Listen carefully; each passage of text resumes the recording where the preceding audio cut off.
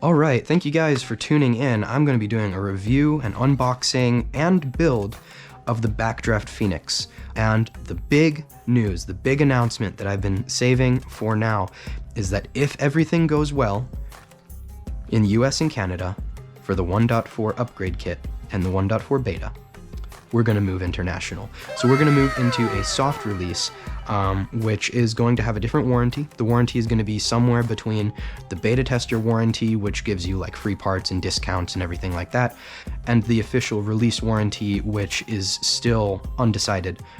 Without further ado, since I've been wasting so much time rambling, we're going to start with the base version of the Phoenix. That piece of sticker is holding the two halves of the box together, so once you cut it or peel it off, you can open it up. Starting at the top, we have the maintenance kit. This has some parts for your inner grip line. It has a fitting so you can use aftermarket grip lines. It has replacement for all of the pressure holding O-rings, like the actual sealing O-rings, and it has a small vial of lube. You can also see we've got volume reducers. I can show you how to use this in a minute. All you do is literally drop them in there. You turn it counterclockwise till you hear a click, and that just prevents cross-threading. Then you turn it right hand, then you get it nice and tight, you lock it in there. Small size volume reducer, you remove that buffer O-ring. The other volume reducers, you do need the buffer O-ring though. We have the FCU. This is the original form factor, but it has some changes made to it. This one I believe is just, this one doesn't have the changes made, but I'll go over that in a second with one that does. You have a beta tester patch, rep that with pride. You have your inner grip line with a 90-degree fitting already, and you have your limited edition color of the BACKDRAFT Phoenix. The Phoenix is now being made with a tan or like bronze solenoid. This is to differentiate the 1.4s and beyond from the 1.3s, which have the less efficient design. The Phoenix is an open bolt HPA engine. It has, by default, you can select an M4 or an AK nozzle, or you can pay an additional fee and get a custom nozzle machined for it.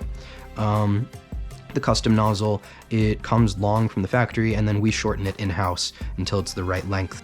Let me go over the changes for the FCU. So I'm going to set that one down and show you guys these.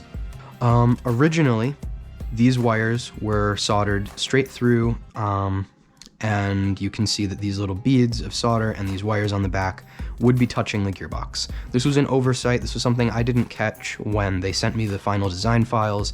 I didn't realize that they had made this mistake, and so eventually we had to fix it. What we're doing now from the factory, when we upload the code, is we trim these ourselves and then we reseal them with actual solder mask. And now this shouldn't have any issues actually.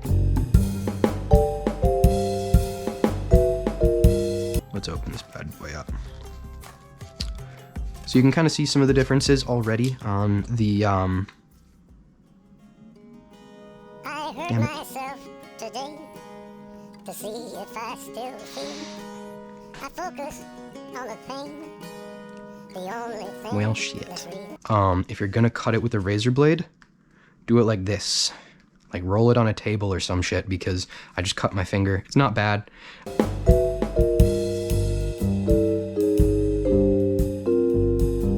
Let's get back into the opening. So starting off, the same volume restrictors. You get the small, medium, and large. You get your grip line. You get your engine, which in this case has the longest nozzle that we offer. This is the one that gets shortened down to whatever length you need. We have an upgraded maintenance kit, which comes with an additional spring, and it comes with the buffer O-ring, and obviously a much larger vial of lubricant. The FCU is different now. We have some multiple options.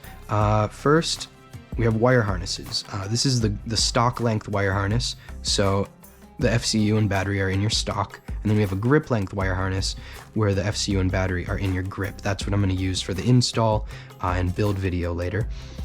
You can see that we have a trigger board that looks similar to Polar Star's.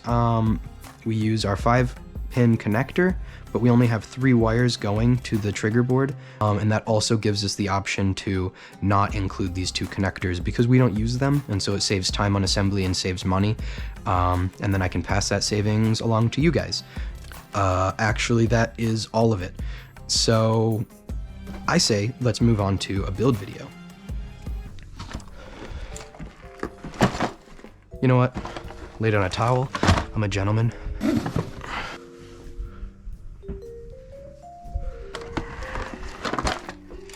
The first thing you're going to want to do is disassemble your gun. Now, obviously, my gun is mostly disassembled from the get-go. That's just because I am lazy and haven't had this gun assembled in a while. But you're going to need to follow the tutorial for the disassembly of your gun. Typically, you can find a video pertaining to your exact gun, but if you can't, the majority of them are the same, just maybe with some minor differences. I need a screwdriver.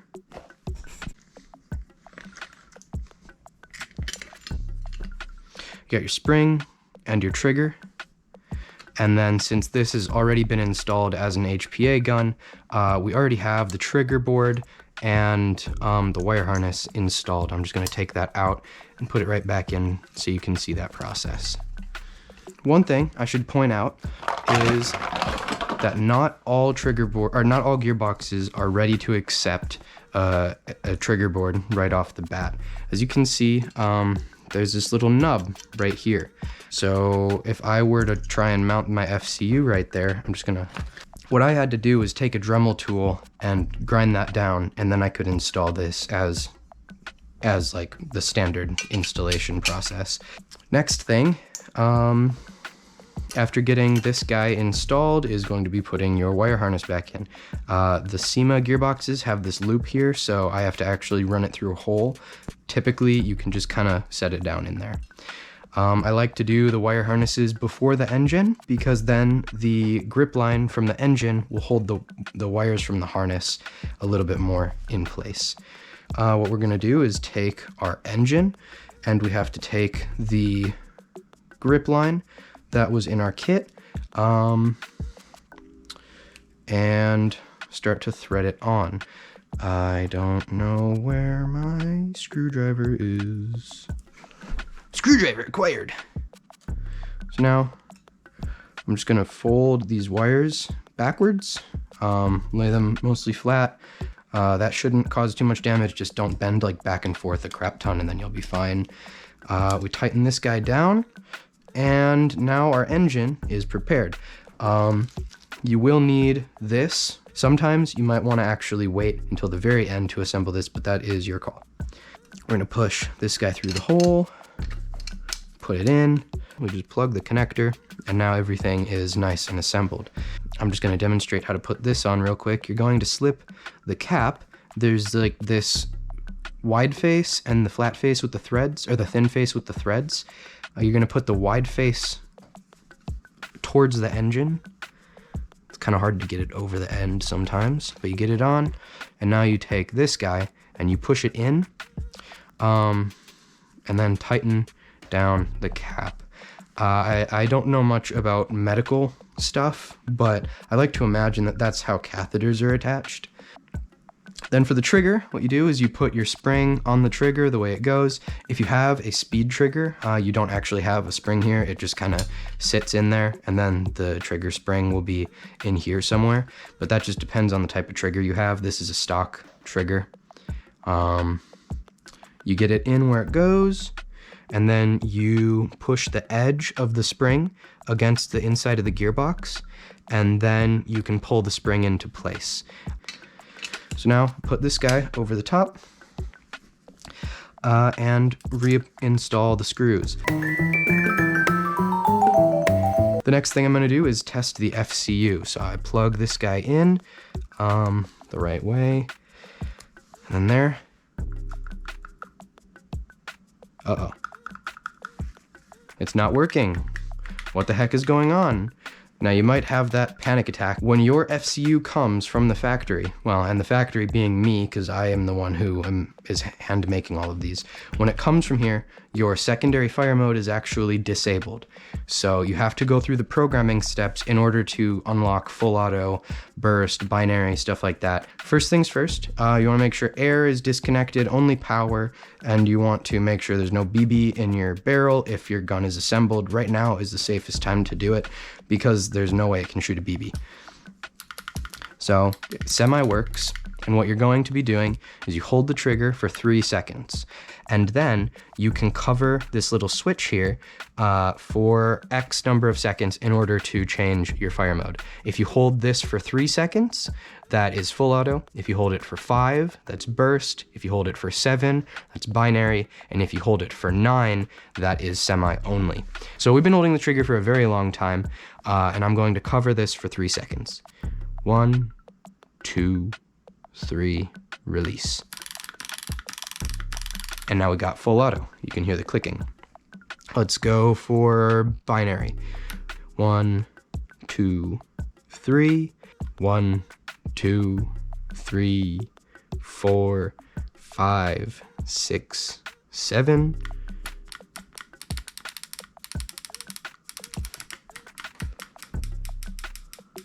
And there's your binary. So like, as you can see, programming is pretty simple, and that's all you had to do to unlock your other fire modes. Now we are able to put this back into a gun.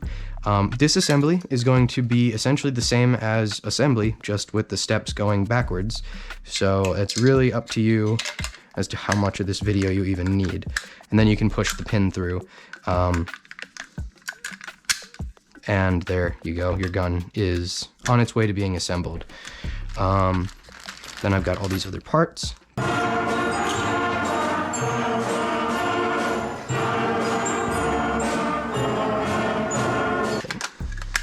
For here. So assemble as usual.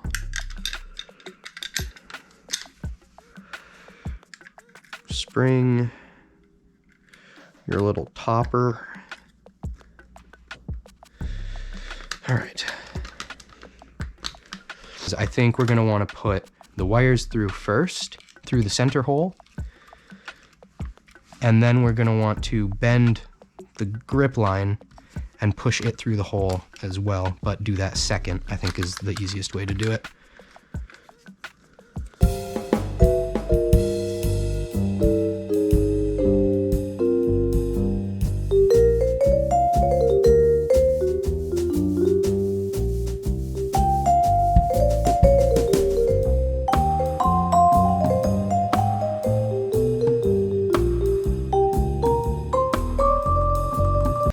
Now remember, cap first, then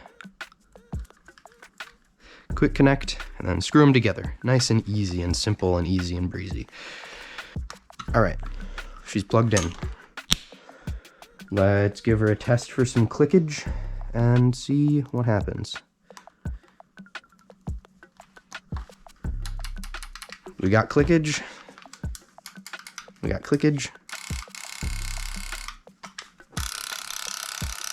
Merry Christmas, you filthy animal.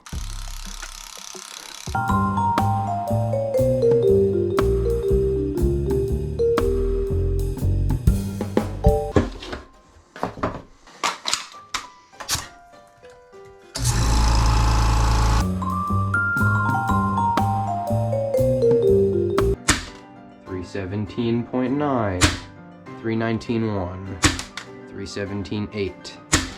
318.5, 318.1, 316.9, 317, 317.9, 318, 319.2, 318.1, 317.9, 318.7, 318.3, 317.8, 318.2.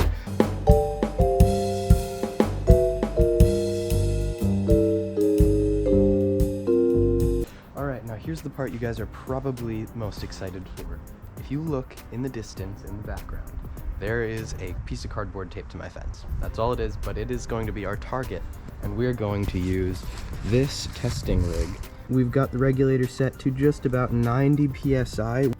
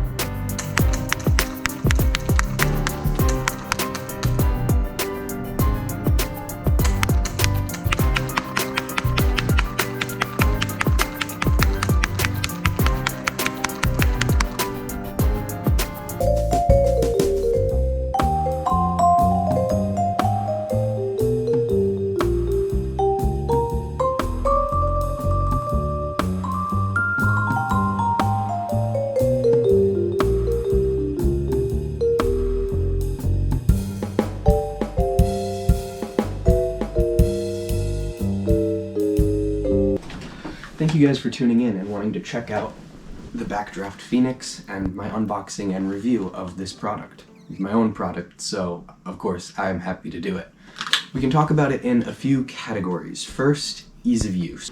It was pretty easy to install, about the same as any other HPA engine. Maintenance is incredibly easy, and aside from potentially a machining flake left over in your engine, you shouldn't have to do anything for quite a while after your installation.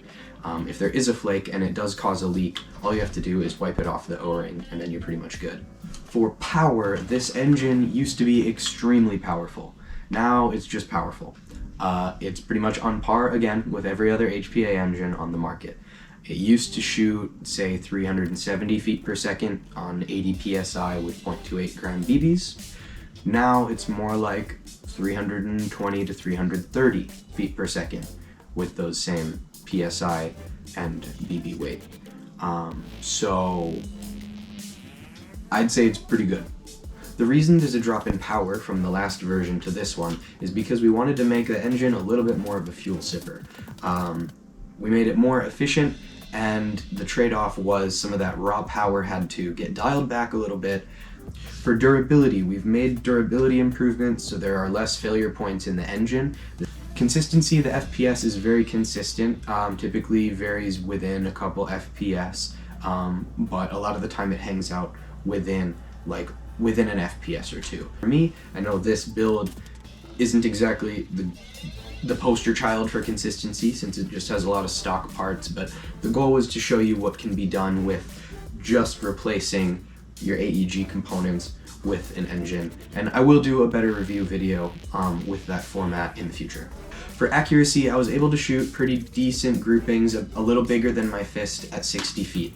That's a pretty good engagement distance for Airsoft. A lot of the time you're going to be within that range. I do think it's well worth it, especially considering the price. I should tell you, if you buy a beta kit, you use the coupon code PHXBETA, all caps, and that will give you $20 off of the MSRP, which is only $250.